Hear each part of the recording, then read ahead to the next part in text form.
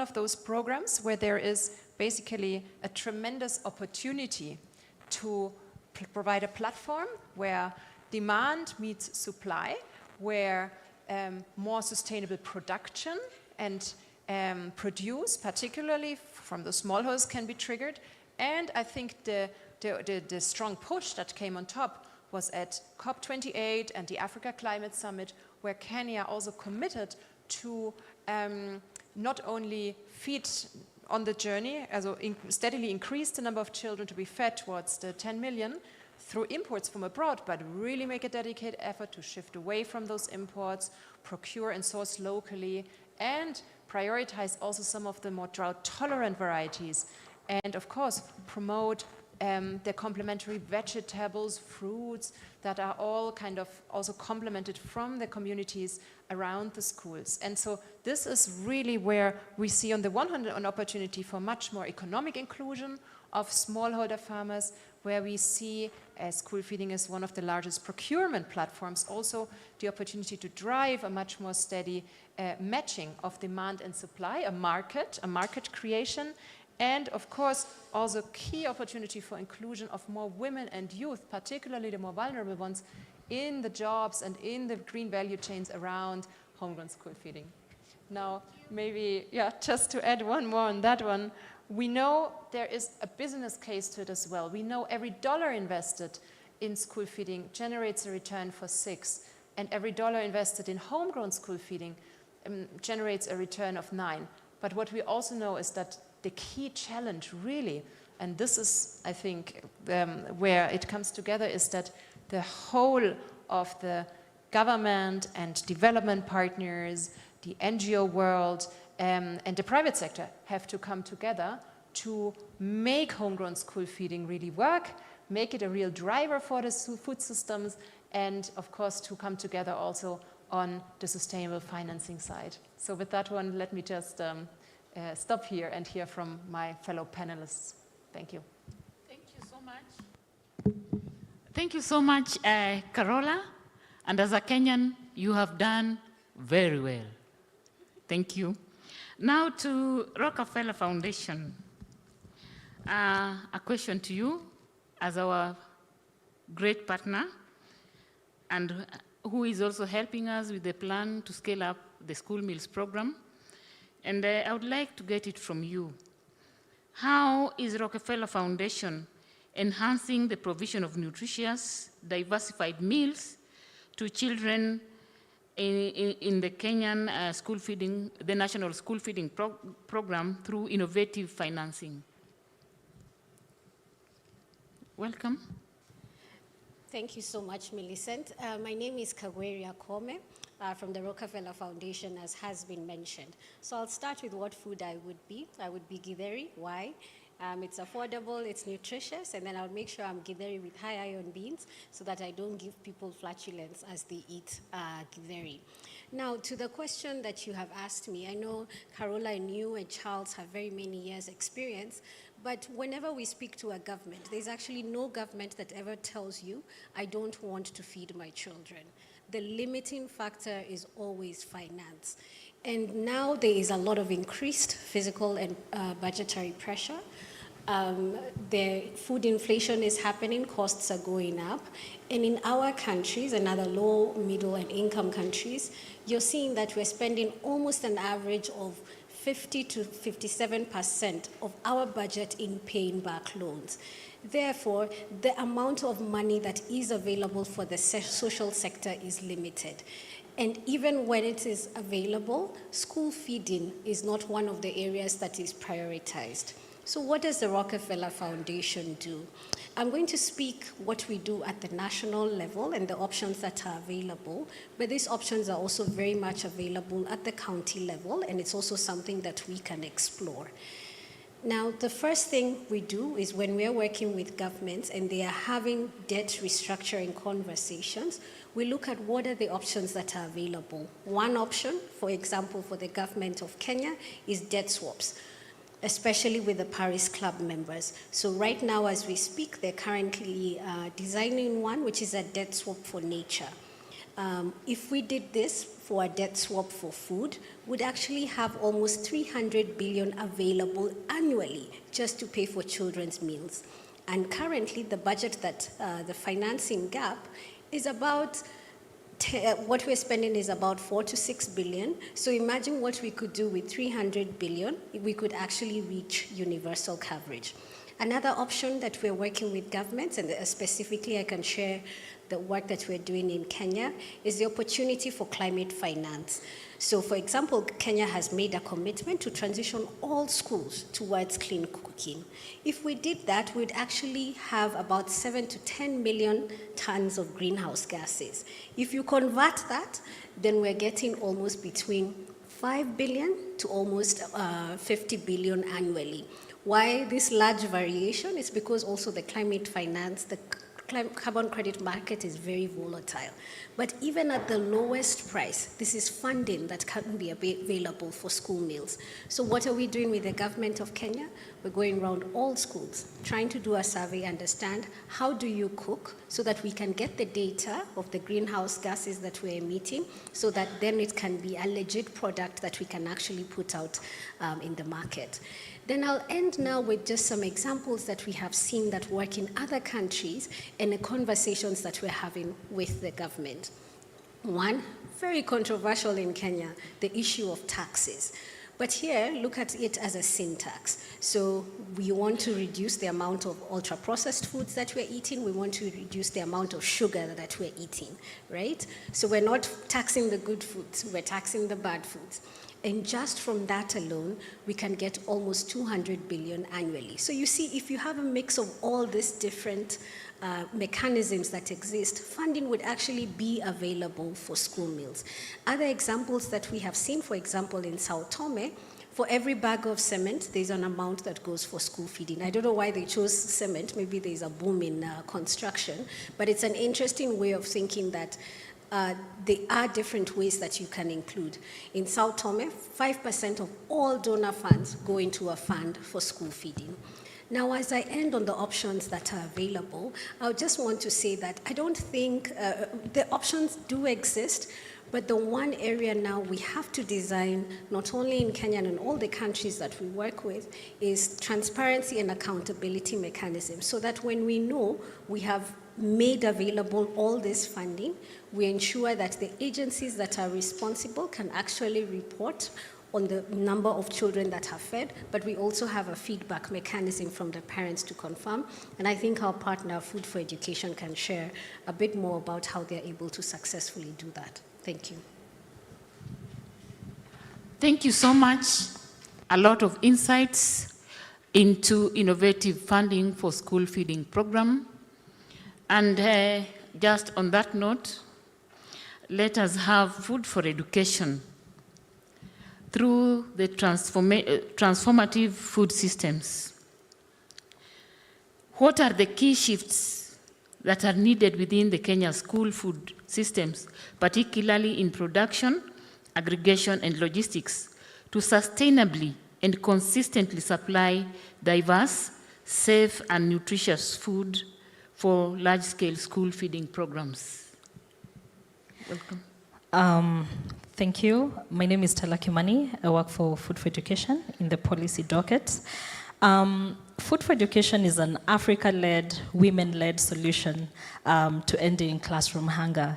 And I'm quite glad that my two sisters started with the discussion around finance and also the history of school feeding, but also some of the achievements that we've seen through partnerships. And just before I get into my question, one of the very key things or successes we've seen when it comes to partnerships, which is one of the key sustainability models we have to apply or implement. At Food for Education, we are co-financing most of our school feeding programs in the 10 counties that we're implementing in. We are feeding over 500,000 children on a daily basis.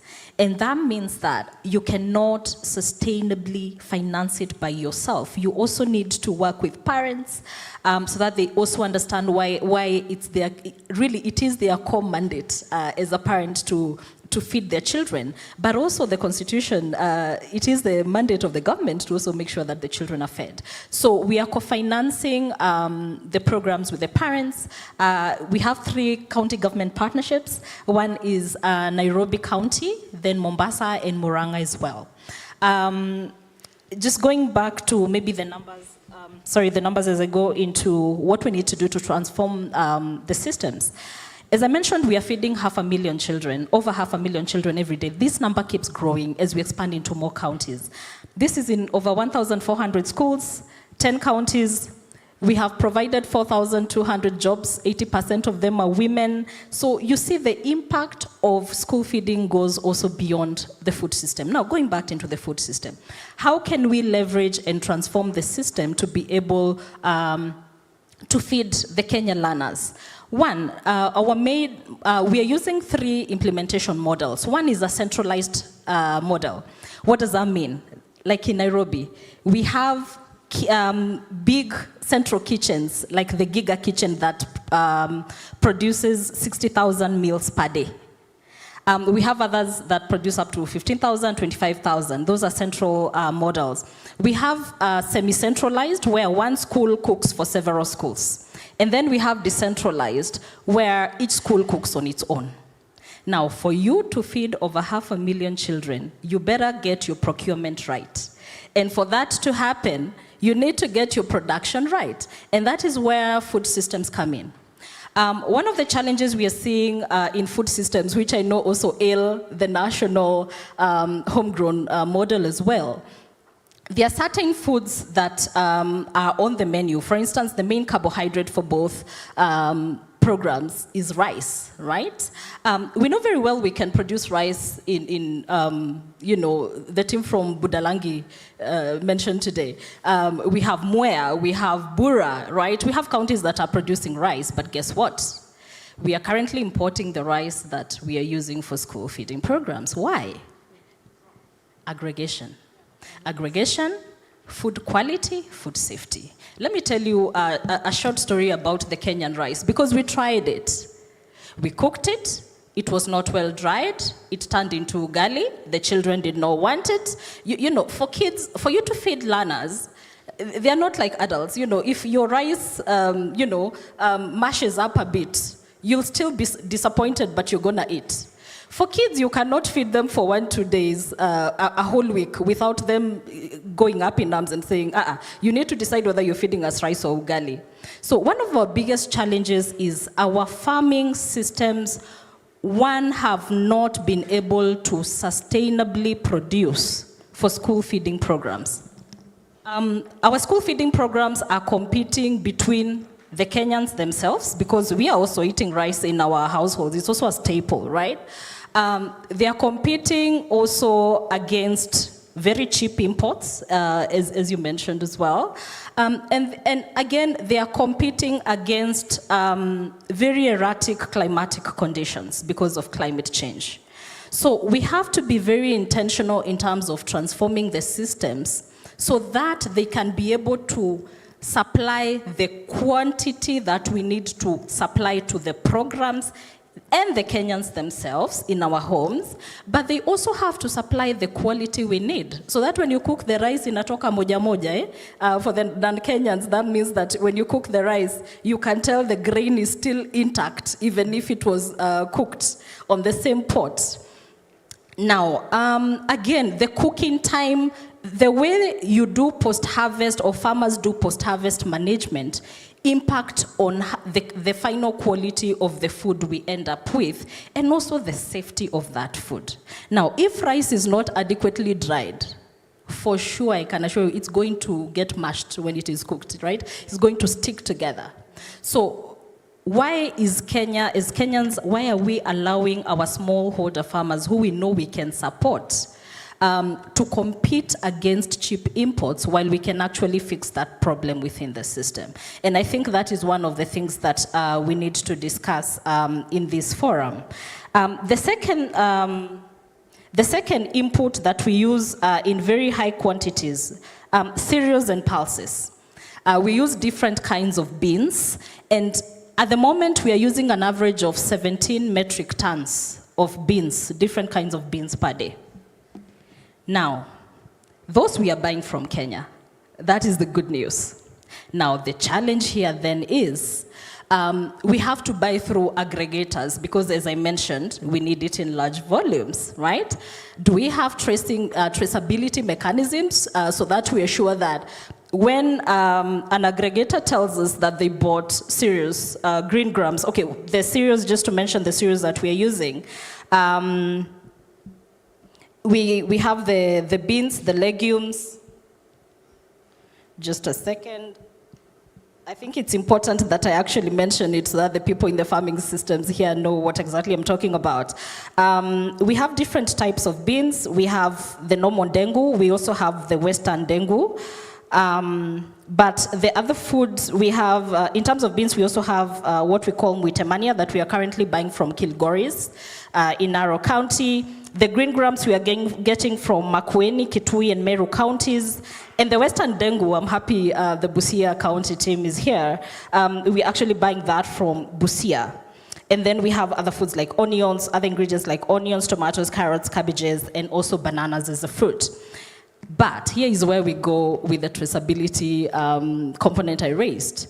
How sure are we that when an aggregator tells you that they got this food from Kilgoris, it is not mixed with imports? Because we know how our borders are. So I think, again, one of the things, Millicent, really we have to be deliberate about, because school feeding programs provide a sustainable, reliable market for farming systems. It is the one thing we can be sure of, and we've seen this through the homegrown school feeding program. When the farmers produce in that county or sub-county, and they are well organized into whether groups or cooperatives to be able to supply in bulk, then when they are producing, it means that they are assured of a market. And then they can be sure of their socio-economic impact, and they are not just producing to struggle with the harvest, right? So we really have to be intentional with our trade policies so that they do not create a negative competitive advantage where we import even something as simple as eggs. You know, they are one of the best bioavailable sources of proteins that we can feed learners. But most of our eggs are coming from across the border, no?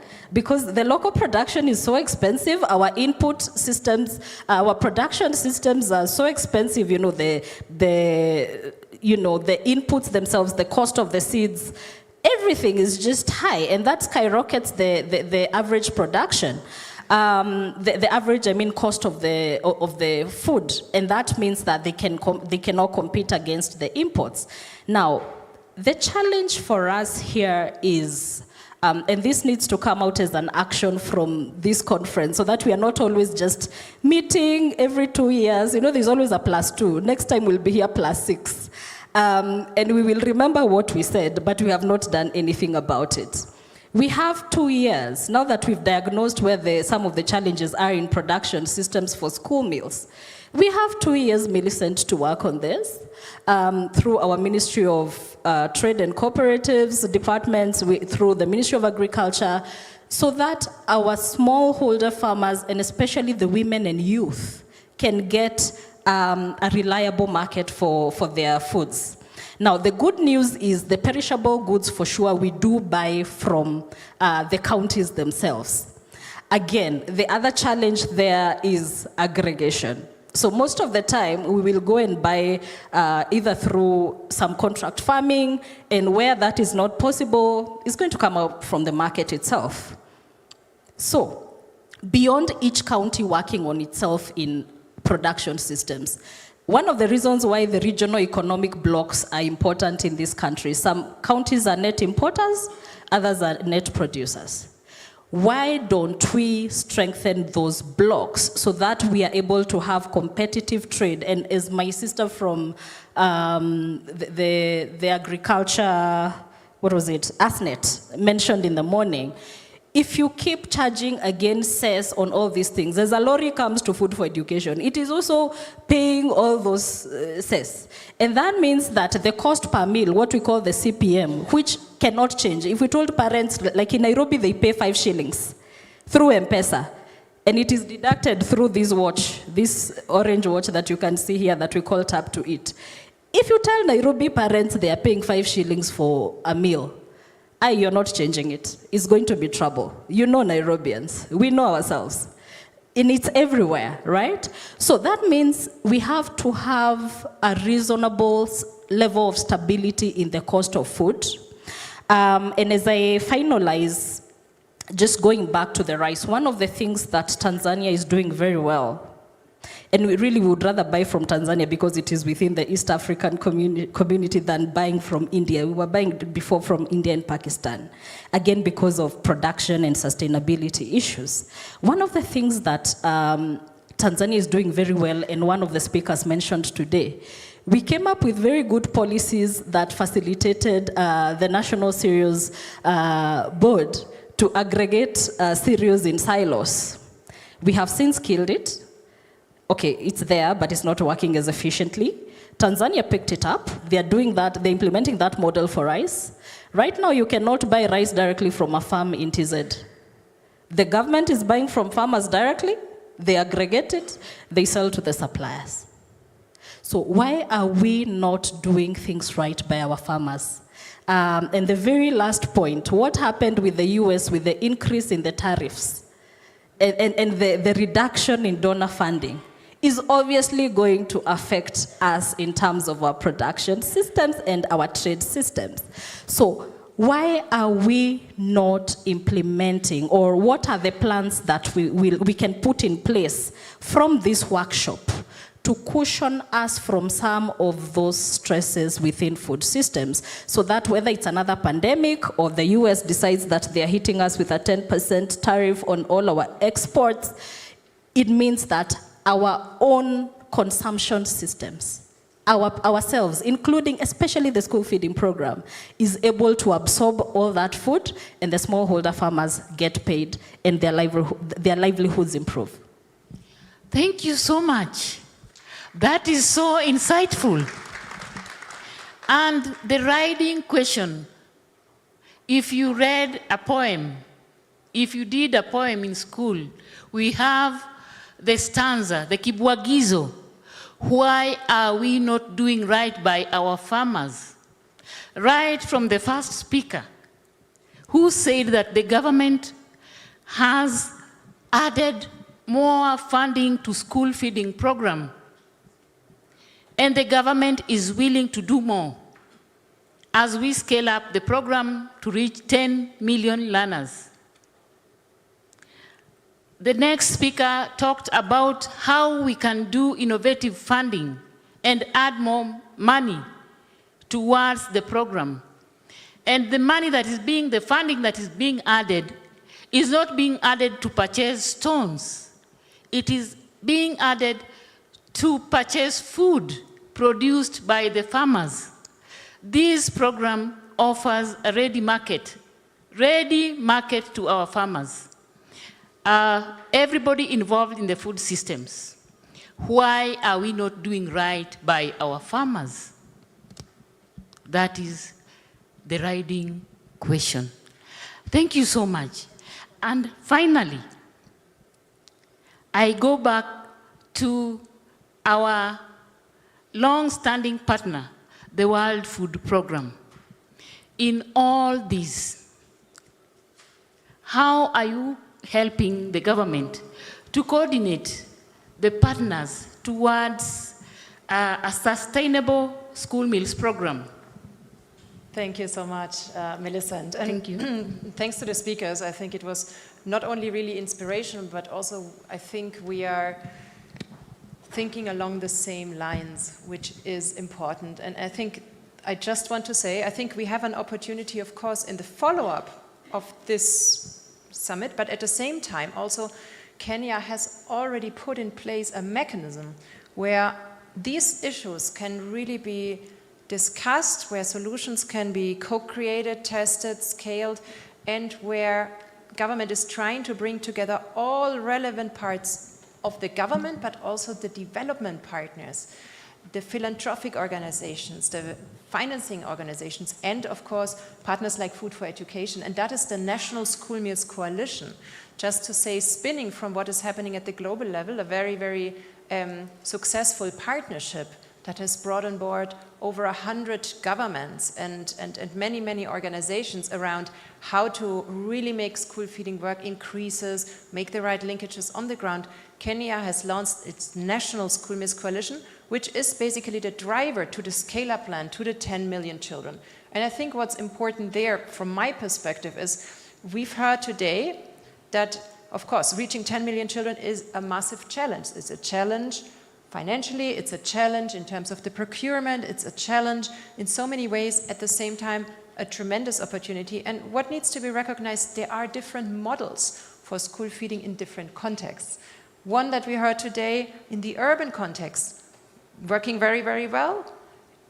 What our sister from Food for Education shared with us. There is also many models, of course, in the ASALs, supported by the ministry, but also many, many other partners on the ground that are working for their particular context. And just to share that power when communities, government, smallholder farmers, and the schools and children themselves come together, I've just seen 2 weeks ago when I went to Embu to see some of the work we've started on the aggregators, aggregation models for smallholder farmers to sell produce to school, jointly with all the partners that are sitting here with me on the line, and to see what happens when, you know, government provides the share, but then starts looking into buying from those aggregators. What happens when schools and the school children start taking action with the school gardens and really coming to a fantastic kind of system where on a daily basis fresh vegetable and fruits get on the plate, and where also the families, the parents come and contribute. And it was a school for special needs children. It was St. Luke's School for the Deaf. And it was very touching because very often these children with disabilities, there is such a correlation between poverty, vulnerability, and disability, and often also food insecurity, which new surveys have shown. Sometimes these children are eating last in the family. When hardships strike, they have a very, very high risk of malnutrition and food insecurity. And so I've seen literally with my own eyes how powerful it is to have also this locally and joint community-supported programs coming in. And I'm just envisioning what happens if we do this much more systematically. And so this is where I just encourage also the right partners to join this national coalition, and we look into the procurement issues, we look into the financing issues, led by Rockefeller on this one, and into the health nutrition issues. And so, yeah, just to say all hands on deck, and hopefully we can really make Kenya not only example for the country, but also really an inspiration for many other countries in Africa to follow. So thank you very much. Thank you so much, Carola. Kagwiria, any additional points? Thank you, Millicent. As I end, the Rockefeller Foundation, in partnership with WFP, has set up a facility which is called the School Meals Impact Accelerator. And there we are supporting governments and supporting them from transitioning to just making a commitment on the number of children that they will feed, but actually providing support in the implementation towards those commitments. And what is the support we provide? Provide support so that governments can transform meals. They're making the meals not just a meal, but it's nutritious, it's locally sourced, it's planet friendly. The second thing is we're incentivizing and designing markets so that they can demand for foods that are good for our children. And then finally, we want to change mindsets. We want to ensure that at the global level, everyone is talking and prioritizing school feeding. Thank you. Thank you so much. Ladies, it has been a nice morning talking about the welfare of our children in those schools. Stella, you have an additional point you want to give us? My last point would just be emphasis on our moral obligation as a nation. We really have to buy and support our own, the growth of our own economy. You know, we say that agriculture systems support between 20 and 33% of our GDP. But really, we are importing more than we are actually producing. So we really need to walk the talk. We need to make sure that Food for Education is supporting currently 5 policies development, the national policy, but also 3 county policies and the Council of Governors to also develop a model school feeding policy. And one of the things that we have embedded is a procurement model to make sure that procurement is actually internal for supply to school feeding programs. So we really must intentionally not only invest, but also implement approaches that will make sure that our production systems, our logistics systems, and really the programs themselves look inward for supply of the food that we are cooking within school meal programs. Thank you so much. Let me stand. What is coming? No, you've not received questions. Tulia. Now, after that discussion, I may take 3 questions. 1 lady, 2 gentlemen. Because the panel was full of ladies, but now I only see 1 gentleman. Yes, 1 question here, another one there.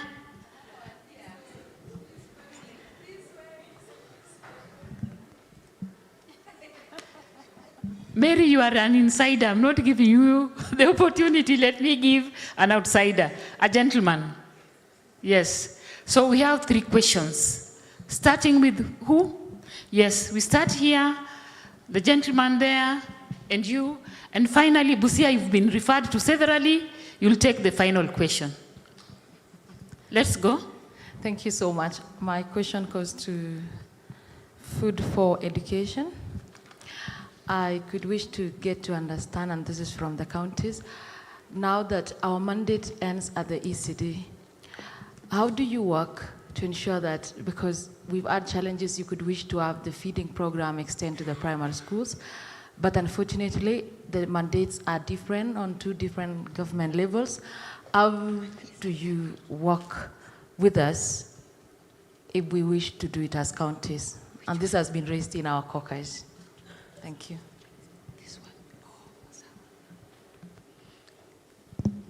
You've taken that question. And the Gen Z in the house. Good morning. My name is Cheryl from Institute of Food Testing and Development. I have a question. Does the government consider universities and colleges as schools so that they can introduce school feeding program to them? Because there is malnutrition. Thank you. Malnutrition and also food insecurity as well. Thank you. Thank you. The gentleman. Thank you for this opportunity and for sharing the great work that all these organizations are doing. My name is Alex Nene. I work with Care International. I'm glad now we are starting to have a conversation around ensuring that we can organize our supply chains. Because it's important. All our farmers are private sector in terms of what they produce, and they can only produce if the supply chain gives them benefits. If you look at other subsectors in the agriculture sector that are doing well, they are very well supported, and they have end-to-end kind of support, whether it's in the flour business, whether it's coffee, whether it's tea. They are the same farmers that can produce our food. So I think we need to deliberately put more emphasis on how to organize our supply.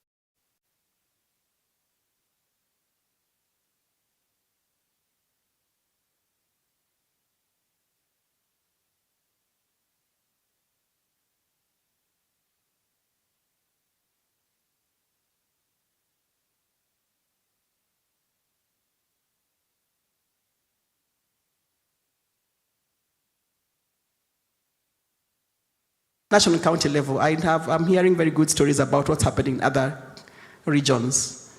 But you see, you're telling your counties, we have something to do. We can actually document for you and tell you, maybe we have tried here, this can work, this cannot work. So again, national government, county government coming together and working together. Because we keep saying that child is one, citizen is one. So I know I have been given some questions, but I think the financing is an issue that we have to tackle. I don't know, it's about financing in the 3 counties. Yeah, so I don't know, she's asked, how do you ring-fence financing for the school meals program in the other 3 counties? And bureaucracy and procurement, how do you deal with it for procurement?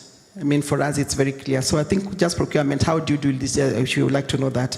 And so for me, just my take is that as Busia County, we have some documents welcoming you to work with us, and also at the county levels, please come and work with counties. Thank you very much. Thank you so much.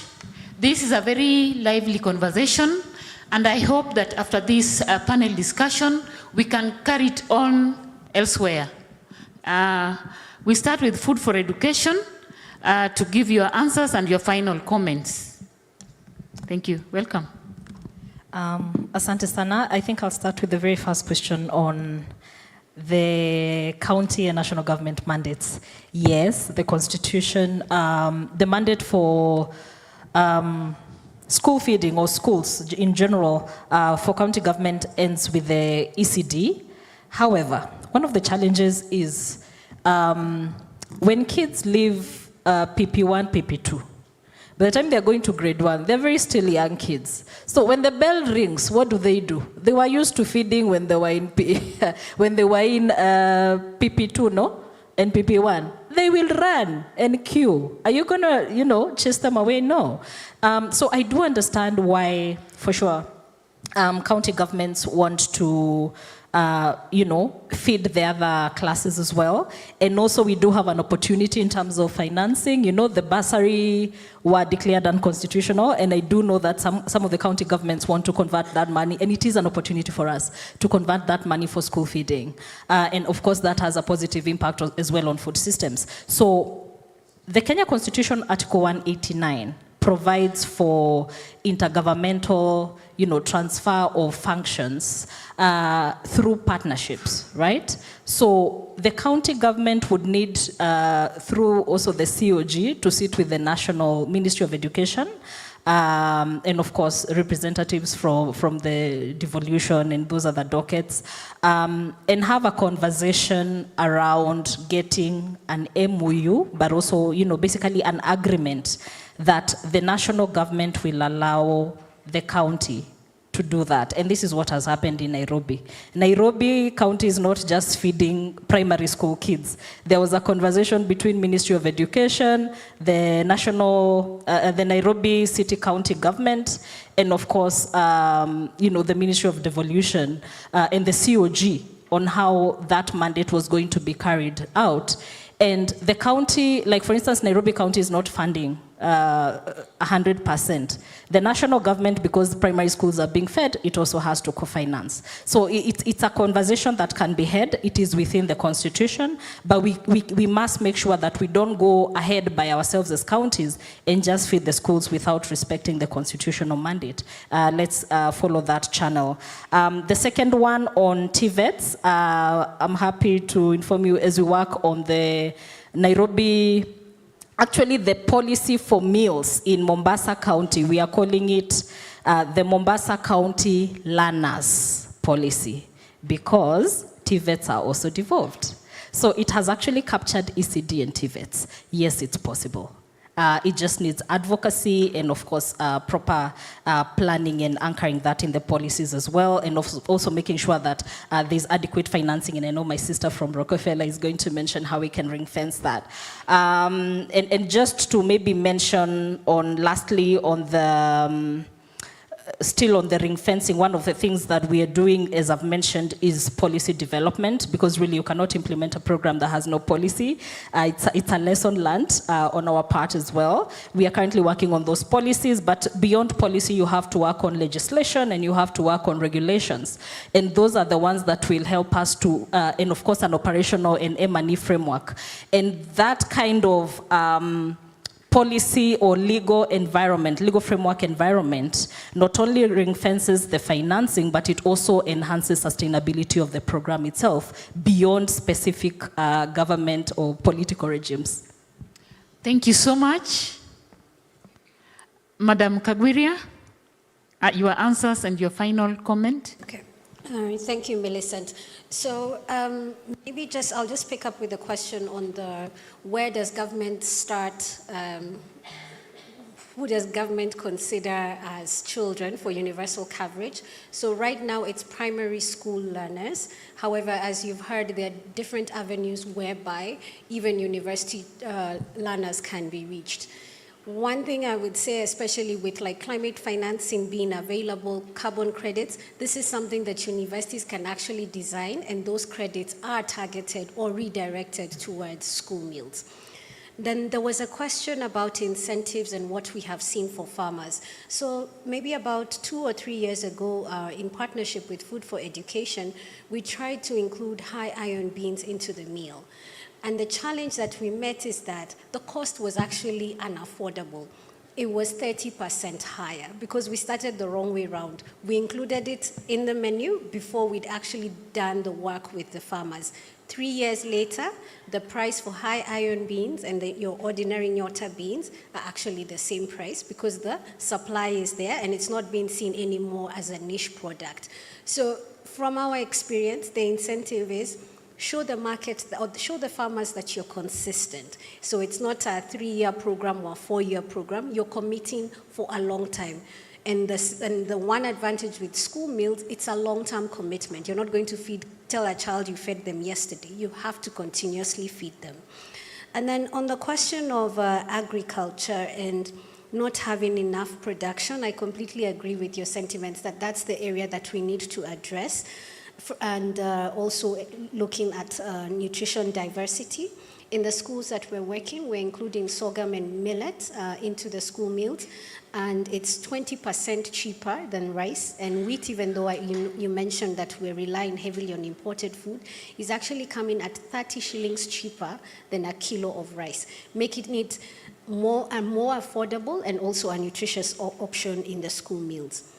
Some work that we have been very successful in Rwanda and Burundi is when we have our maize, we refine it, and then 60% we give it to the market and 40% we give it to our animals. But then of the 40% that we give to our animals, it's the most nutritious part of the maize. It's the endosperm. That's where all the nutrients are.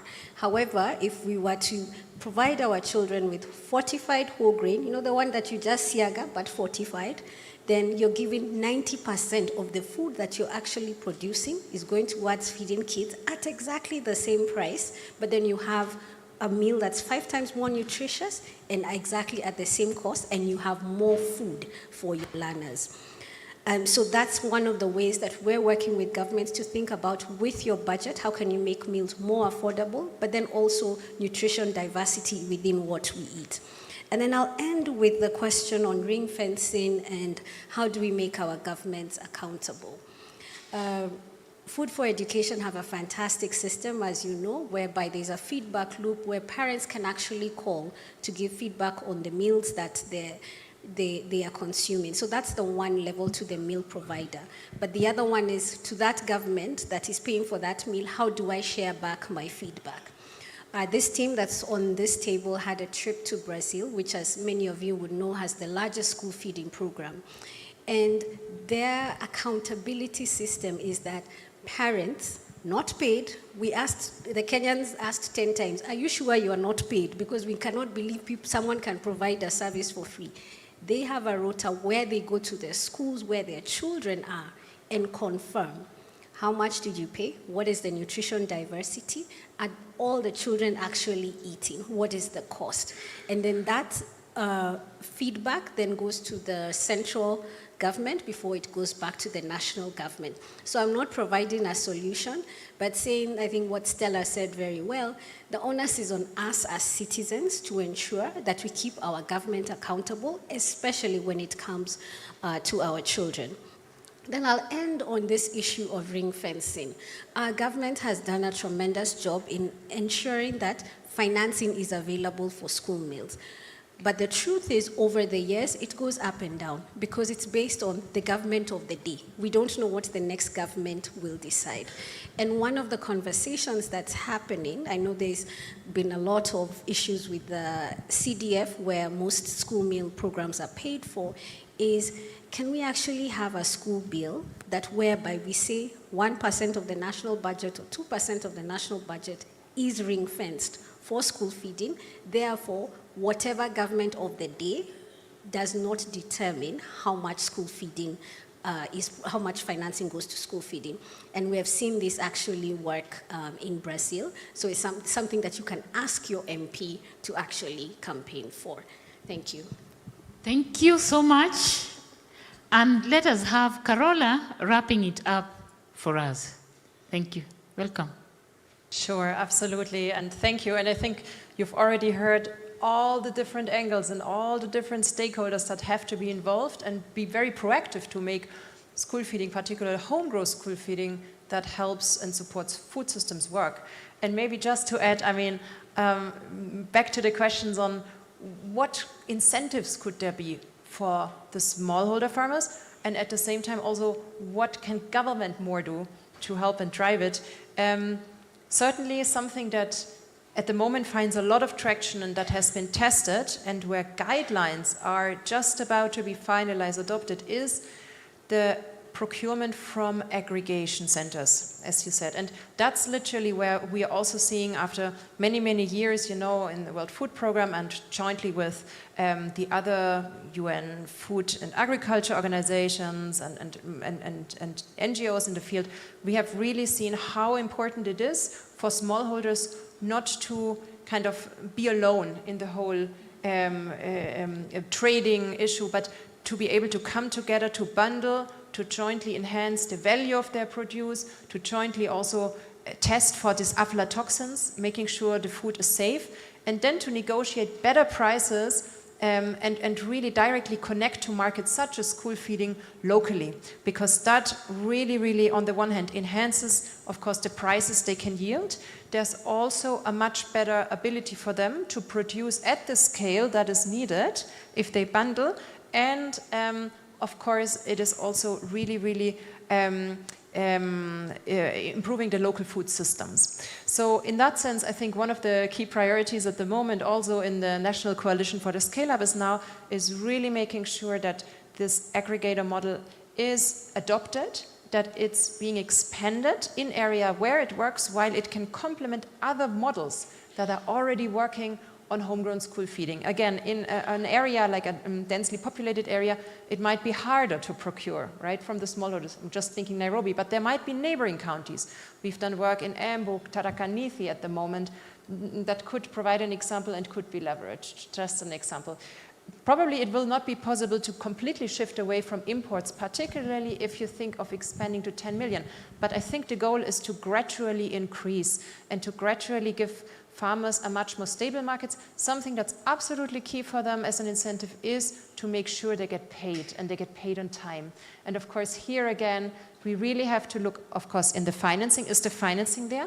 Are the systems fit so that the payout is there? And then, of course, the transparency model around, that's important. And just building on what Kagwiria said, I mean, in Brazil, what we've seen is nutritionists get involved in designing their menus. Procurement plans are being designed based on the menus of what the children should eat. They are posted online on social media. And then, as she said, if parents feel their child is not eating, they have a channel to actually come back and question. And in a country that feeds 40 million kids a day, I also find it quite impressive. But of course, there's many other efforts also in the ways, including a digitization initiative that is tracking the food from the sourcing to the plate of the meal. But of course, we need everyone around it. And just to really, really thank Millicent and the government, because in my view, and all the partners, school feeding is really one of the most inspiring initiatives in the context of food systems here, where we see government so very, very clearly leading on, and where we have so much more potential on other sectors to make a lasting impact for sustainable development. So, thank you. Thank you so much. Thank you so much. Very, very rich discussions, very, very healthy insights under the pathway of diversified diets. We would be very happy to carry on these discussions elsewhere after this session. Thank you so much, beautiful ladies. Thank you so much for oozing a lot of wisdom and expertise on this subject. Thank you so much. And thank you to our audience. All right, just a kind request. If we could just stay on stage and request for a photo. In the next 30 seconds, a nice photo. Then we proceed with the next program.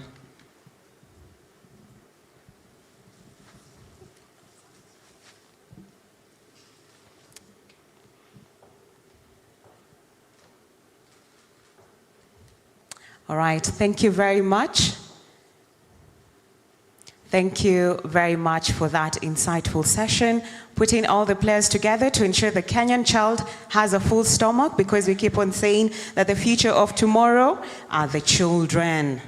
All right, I know I had mentioned that after this session we're going to have a health break, but due to the interest of time, kind request, in the next 20 minutes, let's proceed with the next panel, and in the next 20 minutes, we're going to be having a break. So allow me to welcome the next panel right here, and the moderator is Dr. Wilson Songa, so I hope you're on standby. So I want to begin by inviting Elizabeth Imbo from NICE. Please do come on stage. Please, let's appreciate her. And this amazing panel is going to be discussing about the urban